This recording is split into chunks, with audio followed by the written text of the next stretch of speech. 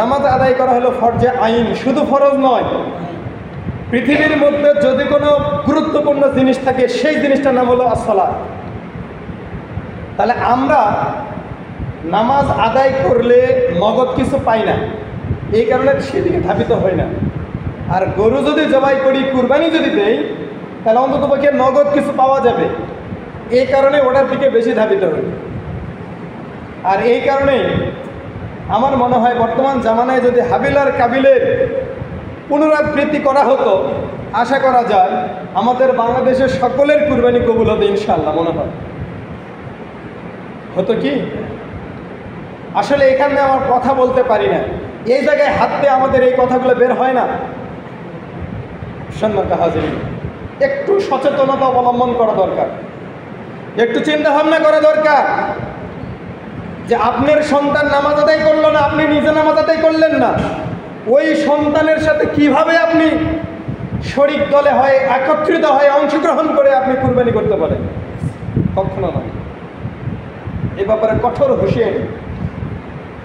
অতএব আসুন, আল্লাহ রাব্বুল আলামিন আমাদেরকে আল্লাহ তাআলার বিধান মেনে সেই মোতাবেক আগামীর পথগুলো, আগামীর উৎসবগুলো আমরা যেন করতে পারি। আল্লাহ রাব্বুল আলামিন আমাদেরকে তৌফিক দান করেন। এই জন্য আবারও শুকরিয়া যে আল্লাহ তাআলা আমাদেরকে এরকম একটা সুযোগ দান করেছেন যে এবছর একটা রেকর্ড হয়েছে। বৃহস্পতিবার সারা পৃথিবীতে মুসলমানদের খুতবা, শুক্রবার সারা পৃথিবীতে মুসলমানদের জন্য খুতবা, এবং আগামীকাল ঈদুল আজহা সারা বাংলাদেশের মুসলমানদের জন্য সারা পৃথিবীতে খুতবা।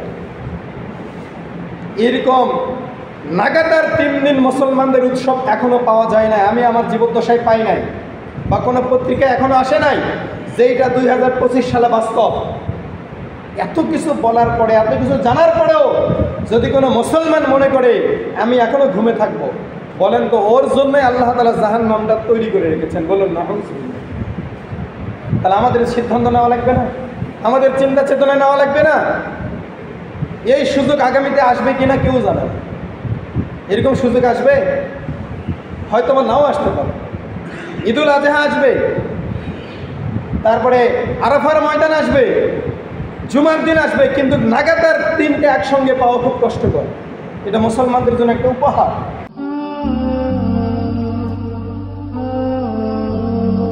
আল ইকরা টিভি।